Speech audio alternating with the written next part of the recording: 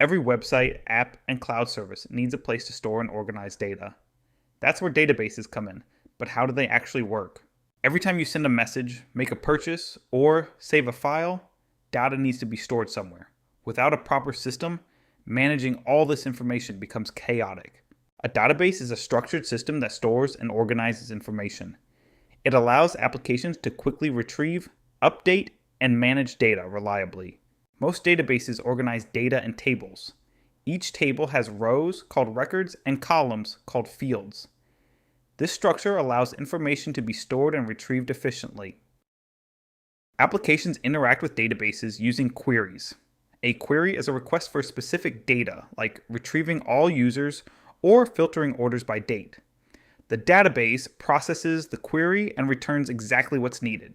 Many databases are relational. This means different tables can be connected using relationships, making it easy to link users to their orders or post comments.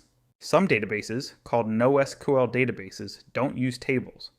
They store data in flexible formats like documents or key value pairs. This is useful for apps that need to handle large volumes of unstructured data. Modern applications often need databases to handle thousands or millions of requests.